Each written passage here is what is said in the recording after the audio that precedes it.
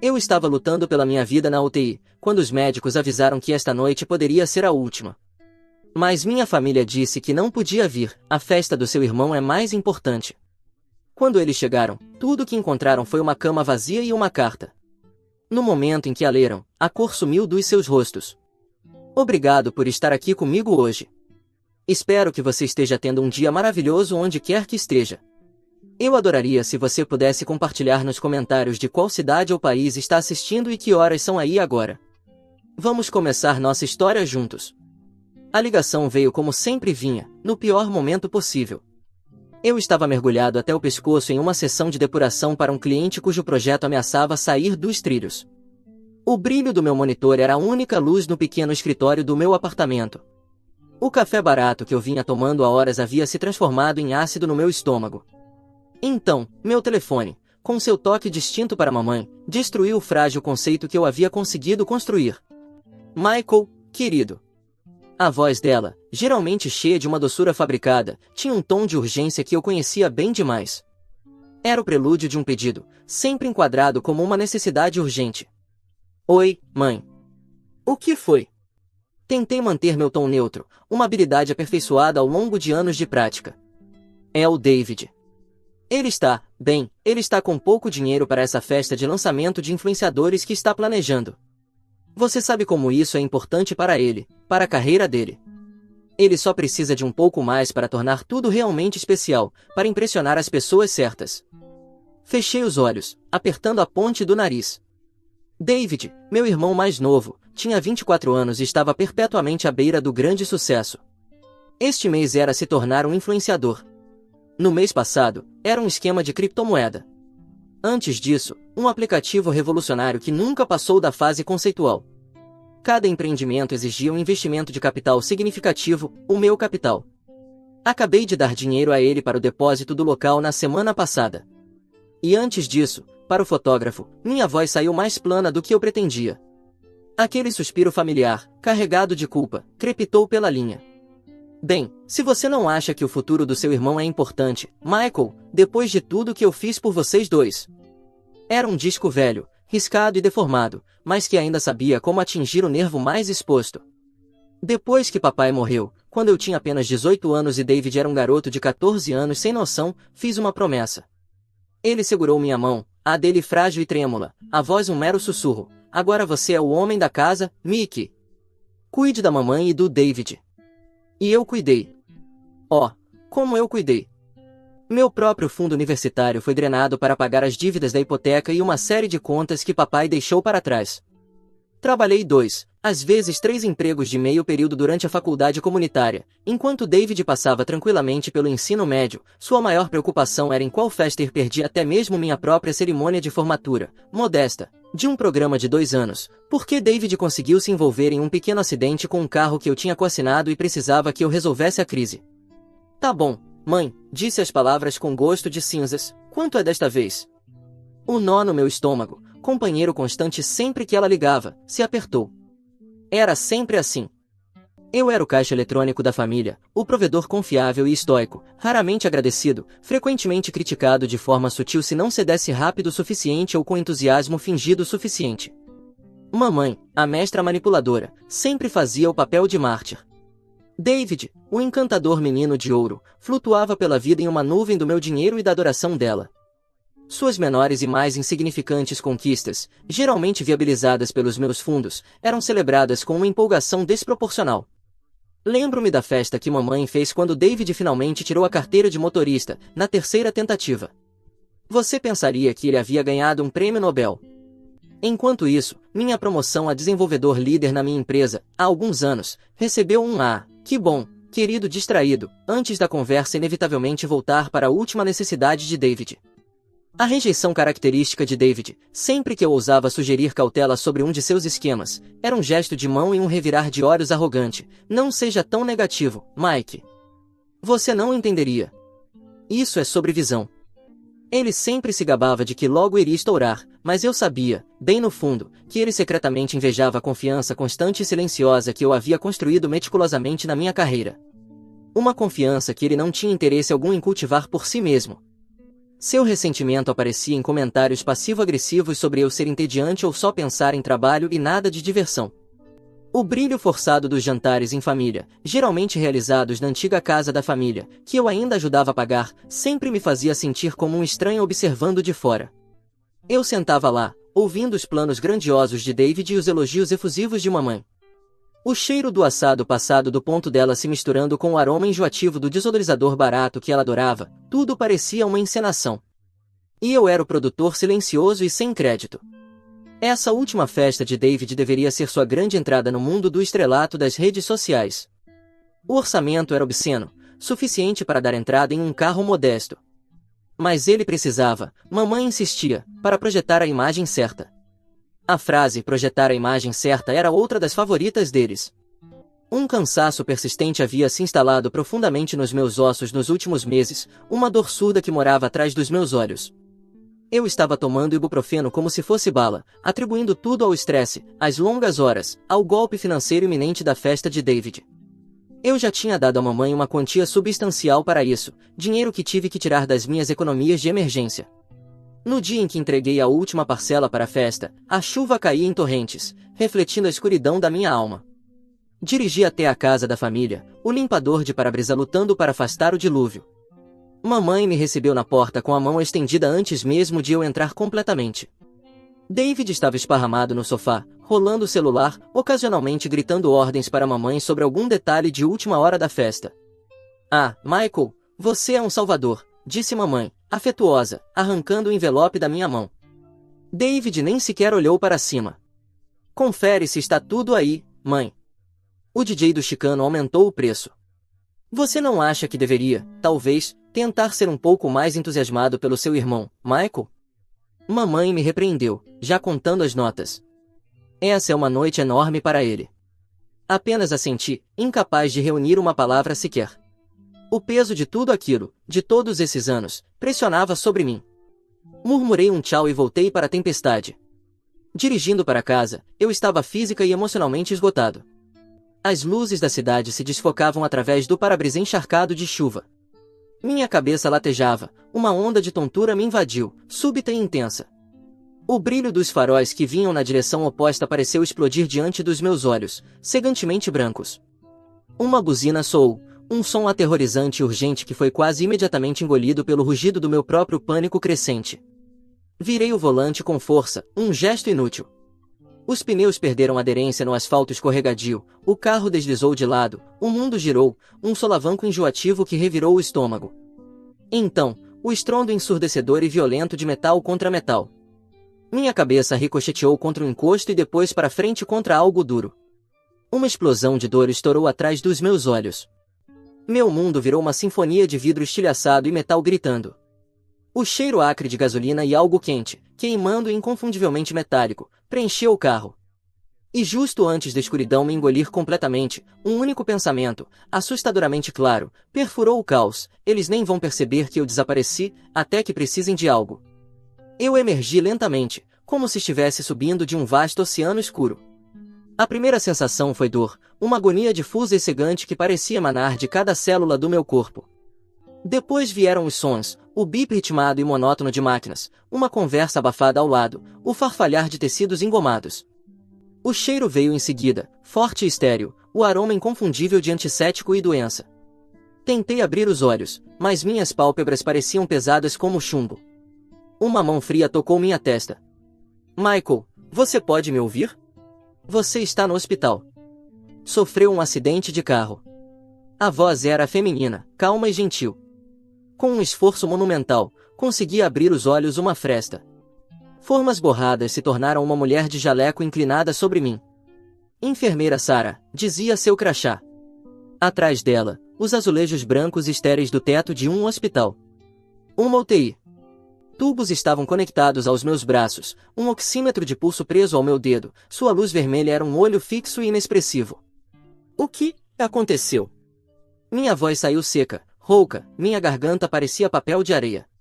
"Foi feio, receio", disse ela suavemente.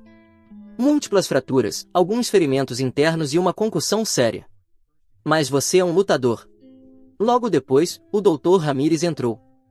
Ele tinha olhos cansados, mas uma postura compassiva. Explicou a extensão dos meus ferimentos com mais detalhes. Suas palavras eram medidas, mas a gravidade era inegável. Michael, as próximas 24 horas são críticas. Nós o estabilizamos, mas você está em um estado delicado. Tentamos entrar em contato com sua família, mas o número que tínhamos registrado não estava funcionando. Um lampejo de algo, esperança, talvez, ou apenas instinto, me fez dar novamente o número atual da mamãe. Só o pensamento deles, da mamãe, até mesmo do David, estarem aqui, parecia uma necessidade primitiva, um anseio por um ponto de apoio no mar de dor e confusão.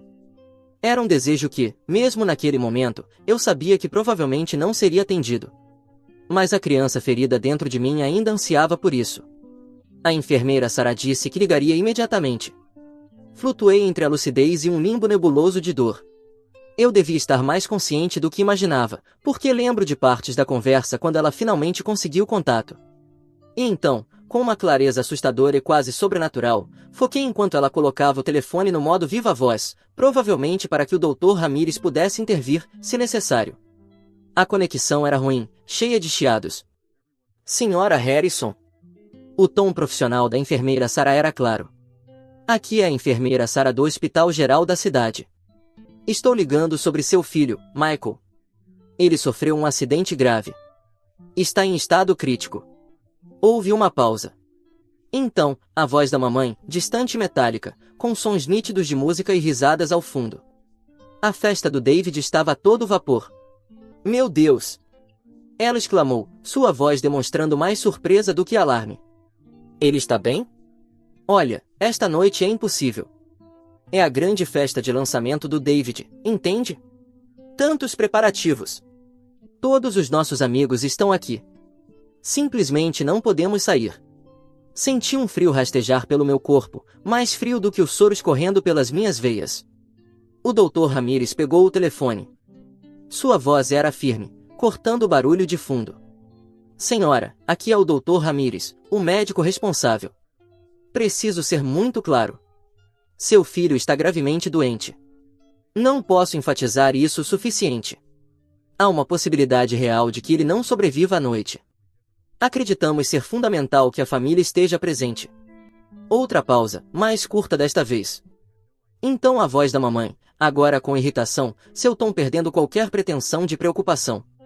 Ah, doutores sempre exageram para assustar, não é? David ficaria absolutamente arrasado se arruinássemos a grande noite dele. Esta é a noite dele, doutor. Diga ao Michael que esperamos que ele melhore. Vamos tentar passar pela manhã, se as coisas se acalmarem. E então, inconfundivelmente, a voz de David ao fundo, alta e impaciente. Mãe, desliga logo. Os buffets precisam de você. Diz para eles pararem de drama. Clique. O silêncio que restou foi mais alto do que qualquer explosão. Mais destrutivo do que qualquer golpe físico. Meu peito se contraiu, uma faixa de gelo apertando ao redor dos meus pulmões, espremendo não apenas o ar, mas os últimos vestígios de esperança aos quais eu ainda me agarrava em relação a eles. Meu coração não se partiu, ele se despedaçou em 1 milhão de fragmentos congelados. Cada foto de família que eu guardava com carinho nas paredes da minha memória parecia encolher e escurecer nas bordas, transformando-se em acusações. O bip rítmico e constante do monitor cardíaco soava como uma zombaria cruel, uma contagem regressiva não para a morte, mas para uma decisão que eu nem sabia que precisava tomar. As horas que se seguiram foram as mais longas da minha vida.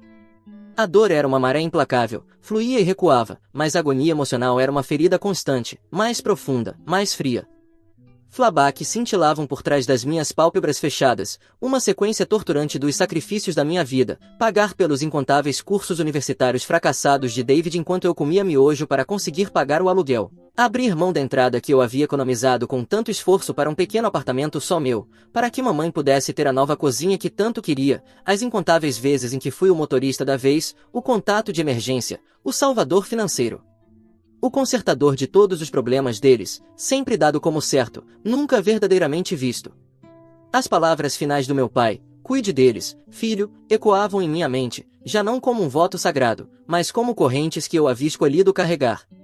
Eu tinha cumprido minha parte naquele pacto trágico. Eles apenas o exploraram. Enfermeira Sarah foi meu único contato humano naquela noite desoladora. Ela checava meus sinais vitais com uma eficiência gentil, oferecia goles de água com um canudo, ajustava meus travesseiros. Sua presença era uma pequena vela tremeluzente em meio à escuridão avassaladora. Uma vez, quando uma onda de dor me fez ofegar, ela simplesmente repousou a mão sobre meu braço por um momento. Você está lutando com força, disse ela, seus olhos carregando uma compreensão profunda e compassiva que nem minha própria mãe podia, ou queria, demonstrar. Aquela pequena gentileza significou o mundo para mim. Quando a primeira luz sombria da alvorada começou a filtrar pelas persianas, algo dentro de mim mudou. Eu tinha sobrevivido à noite fisicamente, mas emocionalmente, algo havia se quebrado de forma irreversível. O luto cru e lancinante pela família que pensei que tinha, ou ao menos desesperadamente desejava ter, começou a esfriar, a solidificar. Transformou-se em uma raiva dura como diamante, e depois em uma clareza gélida, quase sobrenatural. Vi a exploração deles, seu egoísmo profundo exposto sem filtros. Eles escolheram uma festa em vez do meu pulso. Isso não era apenas negligência casual, era uma desvalorização ativa e profunda da minha vida, da minha própria existência. Eu não morreria por eles, não mais. E certamente não viveria por eles mais um dia sequer. Essa constatação, por mais brutal que fosse, tornou-se uma espécie perversa de combustível. Meu instinto de sobrevivência, ferido mas não extinto, rugiu em vida exigindo não apenas que eu vivesse, mas que vivesse por mim mesmo. A luta não tinha acabado, ela estava apenas começando. Uma luta de um tipo diferente. Quando a alvorada pintou o quarto estéril com tons de cinza e rosa pálido, chamei a enfermeira Sarah para perto. Minha voz ainda era um sussurro rouco, mas havia uma nova firmeza nela, uma determinação que surpreendeu até a mim. Papel, murmurei. Caneta. E meu celular, se tiver sobrevivido ao acidente. Preciso fazer uma ligação. Enfermeira Sarah me olhou, com uma pergunta nos olhos, mas obedeceu sem dizer uma palavra. Milagrosamente, meu telefone havia sobrevivido, guardado dentro da minha mochila de notebook, que algum paramédico havia conseguido resgatar. A tela estava rachada, mas ainda ligava. Meus dedos, desajeitados e rígidos, lutaram com o teclado. Havia apenas uma pessoa que eu podia chamar. Uma pessoa que sempre enxergou as rachaduras na fachada da minha família, Eve, mesmo quando eu estava determinado a escondê-las. Alex, meu velho colega de quarto da faculdade, agora um designer gráfico bem-sucedido morando do outro lado da cidade. Sua voz, quando atendeu no terceiro toque, estava pesada de sono. Mike? Que diabos, são 6 da manhã. Alex, forcei a dizer, o esforço de falar me fazendo girar a cabeça, estou no hospital. City General. UTI, acidente de carro. A sonolência desapareceu da voz dele, substituída por uma preocupação aguda. O quê? Você está bem? O que aconteceu? Contei a versão brutalmente condensada, sem esconder nenhum detalhe da frieza da minha família. O silêncio do outro lado da linha era denso. Quando ele finalmente falou, sua voz estava tensa de uma fúria que raramente demonstrava. Aqueles malditos parasitas, eu sempre soube que havia algo de errado, Mike, mas isso é um novo nível, até para eles. Estou a caminho. Espera, Alex, disse eu, um plano desesperado se formando na minha mente, alimentado pela clareza gelada que havia se instalado. Preciso sair daqui. Hoje. Não posso ficar aqui esperando que eles entrem como se nada tivesse acontecido. Mike, você está falando sério? Você está na UTI. Eu sei. Mas ficar aqui, sob os termos deles, parece uma sentença de morte diferente. Preciso da sua ajuda. E Alex, abençoado seja o seu coração leal, não discutiu mais. Tá bom, cara. Tá bom. O que você precisa? Nas horas seguintes, fraco como eu estava, uma determinação feroz e lúcida tomou conta de mim. Com Alex no telefone agindo como meu procurador, começamos a movimentar tudo. Ele entrou em contato com uma advogada que conhecia, uma mulher afiada e direta chamada Senhorita Evans, e explicou a situação. Consegui manter uma breve conversa rouca com ela, autorizando Alex a atuar como meu representante para as necessidades imediatas. A prioridade era me tirar dali e começar a cortar os laços financeiros que me prendiam àquela família há tanto tempo. Enquanto Alex organizava uma retirada discreta em um local temporário e seguro para minha recuperação, comecei a escrever. Cada palavra naquele bloco barato do hospital era um esforço. Minha mão tremia, minha visão embaçava periodicamente por causa da concussão, mas cada palavra era também um pedaço das correntes sendo lascado. Aquela carta não era apenas uma despedida. Era uma declaração de independência. Um acerto final de contas. Um ato de rompimento, preciso e irreversível. Dr. Ramírez entrou no final da manhã, as sobrancelhas franzidas de preocupação quando a enfermeira Sarah o informou das minhas intenções. Michael, disse ele, o tom gentil mais firme, aconselho fortemente que não faça isso. Você está estável, sim, a crise imediata da primeira noite passou, mas está longe de estar recuperado. Sair agora representa um risco significativo. Você precisa de monitoramento contínuo, fisioterapia. Doutor, interrompi, minha voz surpreendentemente firme, agradeço por tudo que o senhor e sua equipe fizeram. Vocês salvaram minha vida. Mas permanecer aqui, sabendo que eles podem entrar a qualquer momento com desculpas vazias e arrependimentos egoístas, isso é um risco maior para minha sanidade. Para minha vontade de me recuperar de verdade. Preciso fazer isso nos meus próprios termos. Ele me olhou por um longo momento, o olhar atento. Talvez tenha visto a determinação inabalável nos meus olhos, o olhar de um homem que havia sido levado além do seu limite. Ele suspirou, um som de resignação. Contra orientação médica, então. Você precisará assinar os formulários. Com prazer. Minha mão tremia enquanto eu assinava. Mas desta vez, não era de fraqueza. Mas era do puro e aterrador peso da liberdade que eu estava reivindicando. Alex chegou com uma expressão sombria e determinada, uma pequena mochila de viagem na mão. Com a ajuda dele e de um serviço discreto de transporte médico particular que ele havia providenciado, fui retirado da UTI e colocado em uma van sem identificação. Cada movimento enviava ondas de dor pelo meu corpo, mas era uma dor limpa, física, infinitamente preferível à doença da alma que minha família me infligia. Era um pouco depois das 11 quando mamãe e David finalmente se dignaram a aparecer no City General. Eu os imaginei entrando calmamente, talvez David conferindo seu reflexo nas portas de vidro, mamãe ensaiando suas falas de mãe preocupada e sobrecarregada. Eles estariam esperando me encontrar pateticamente grato por sua presença, pronto para perdoar e esquecer, e mais importante ainda, pronto para retomar meu papel como fonte financeira da família. Em vez disso, encontraram uma cama vazia, despida. O único sinal de que eu estivera ali era um único envelope lacrado repousando de forma marcante sobre o colchão coberto de plástico. Eu podia imaginar a confusão inicial de mamãe, seguida da irritação. Onde ele está, exigiria da enfermeira mais próxima. Eles o moveram sem nos avisar? Que falta de respeito. David, sempre autocentrado, provavelmente olharia para o celular com impaciência. Ele só quer atenção. Que dramático. Então mamãe veria a carta. Ela a pegaria, a testa franzida. Rasgaria o envelope. Sua expressão mudaria conforme os olhos percorressem a caligrafia ordenada e deliberada, da confusão à irritação, depois para um horror boquiaberto e crescente.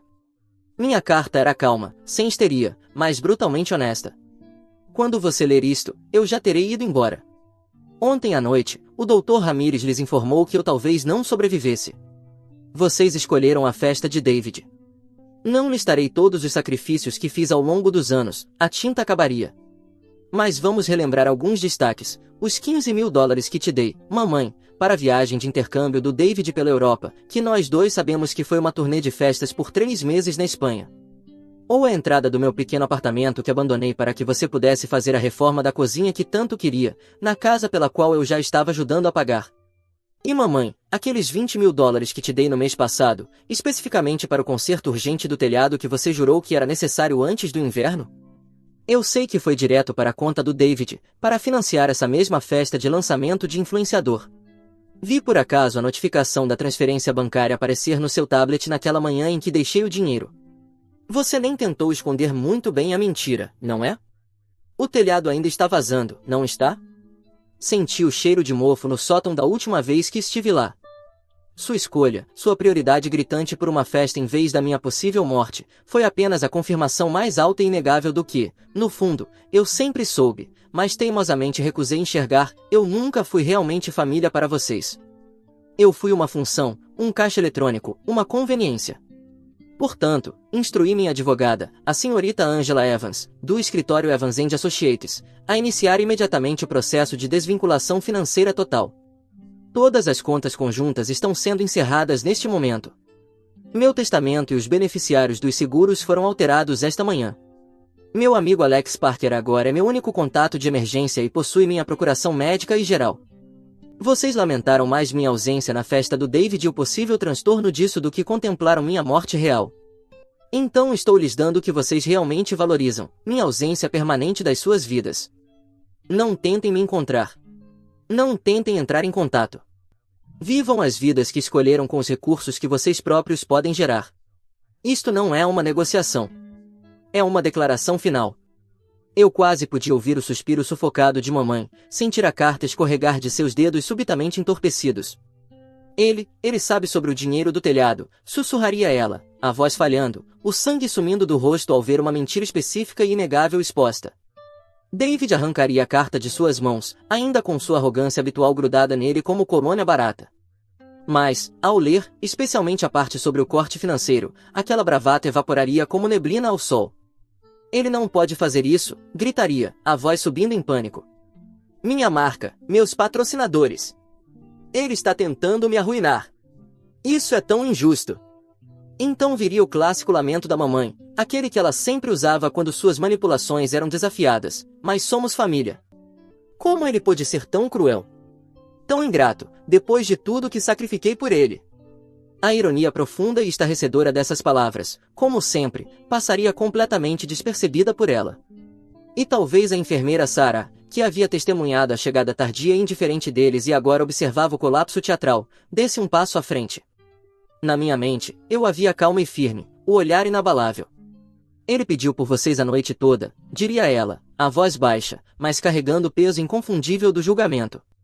O teatro cuidadosamente encenado de uma família amorosa e preocupada desmoronaria sob aquele olhar silencioso, bem ali, sob a luz dura e implacável da UTI que eles não acharam importante visitar quando realmente importava. Isso, pensei, era uma primeira consequência apropriada. O pequeno apartamento mobiliado anonimamente que Alex encontrou para mim parecia um santuário, um mundo distante das paredes estéreis do hospital e da atmosfera tóxica da minha família. A recuperação física foi uma jornada árdua e dolorosa. Minhas costelas fraturadas gritavam a cada respiração. Minha perna latejava sob o gesso, e a concussão me deixava com dores de cabeça persistentes e uma névoa mental frustrante. Mas a cada dia eu estava um pouco mais forte, um pouco mais lúcido. A dor física e limpa era uma mudança bem-vinda em relação à dor profunda da traição. A senhorita Evans, a advogada recomendada por Alex, foi uma dádiva. Ela era perspicaz, empática e ferozmente protetora. Lidou com todo o desligamento legal com eficiência implacável, criando um muro impenetrável entre mim e minha antiga família. As ligações e mensagens cada vez mais frenéticas deles, alternando entre súplicas chorosas, exigências furiosas e acusações carregadas de culpa, foram todas direcionadas para o escritório dela. Eu nunca mais precisei ouvir as vozes deles. Claro, houve dias sombrios. Noites em que eu acordava suando após pesadelos em que estava preso, sufocando, incapaz de escapar de suas mãos agarradas. Ondas de luto me invadiam, não pela família que perdi, mas pela família que nunca realmente tive. Aquela que passei uma vida inteira desejando. A casa onde cresci, onde derramei tanto de mim mesmo, de repente parecia estranha em minha memória. Confessei ao Dr. Chun, o terapeuta com quem a senhorita Evans me conectou, que cada foto de família que eu conseguia visualizar nas paredes da minha memória agora parecia uma acusação, um testemunho da minha própria cegueira. O Dr. Chun ouvia pacientemente, ajudando-me a destrinchar anos de negligência emocional, manipulação e meus próprios padrões enraizados de auto-sacrifício. As consequências para minha mãe e David começaram a se desenrolar, relatadas para mim em trechos cuidadosamente editados por Alex, que ouvia as coisas pela rede de fofocas, principalmente pela minha tia Carol, a irmã mais nova do meu pai. Carol sempre foi uma observadora silenciosa, gentil comigo à sua maneira contida, e há muito nutria suas próprias reservas sobre o tratamento de Susan e David comigo. Reviravolta número 1. Meu conhecimento sobre a mentira do dinheiro do telhado os atingiu em cheio, um golpe direto em sua capacidade de se fazerem de vítimas. Mas a reviravolta número 2, a total extensão da dependência financeira que tinham de mim, foi o que realmente derrubou a frágil casa de cartas deles. A carreira de influenciador de David implodiu espetacularmente. Sem minhas infusões contínuas de dinheiro para sustentar sua imagem, as roupas de grife que ele comprava e devolvia, os carros de luxo alugados para fotos, os bots que ele pagava para inflar o número de seguidores, sua persona online foi revelada como uma farsa vazia. Os patrocinadores dos quais ele tanto se gabava nunca se materializaram. A festa de lançamento luxuosa, pela qual ele acumulou dívidas consideráveis, supondo que eu cobriria, agora tinha credores o perseguindo. Pela primeira vez em sua vida mimada, David enfrentava consequências reais e inescapáveis. Sua arrogância foi despedaçada contra o muro da realidade. Tia Carol disse que ele se tornou um desastre manhoso e petulante, culpando todos, menos a si mesmo.